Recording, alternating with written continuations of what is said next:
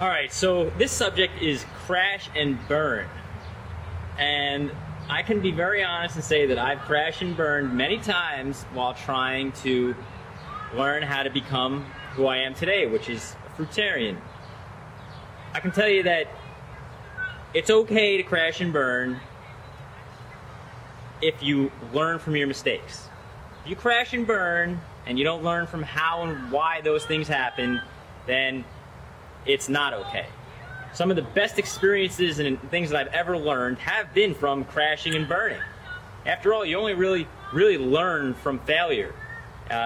Very few people learn from other people's mistakes.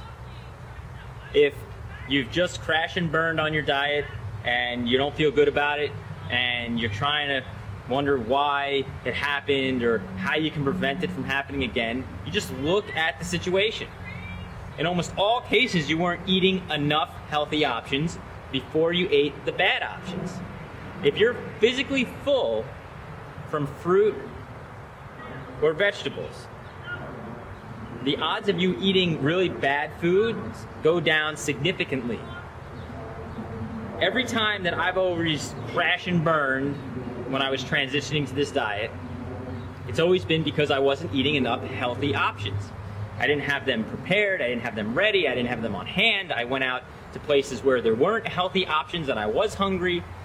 And what you need to realize is you can't put yourself in those kind of situations. Over time, and as you get better with eating a diet comprised of only fruits and vegetables, you can be in situations where you are hungry and there are bad options there, but you will not eat them. Because if you don't eat bad food for a very long period of time, you just don't have the cravings for those foods. It's like if you haven't smoked cigarettes for 5 or 10 years or ever, and you're nervous and you can't relax, and somebody's walking on the street and they're smoking a cigarette, you don't actually think about asking them for a cigarette. It's because you don't smoke anymore. You just don't do it. So that's the good news. If you stop eating junk food, you will not find yourself in a situation where you can't say no to some of these things when you are hungry.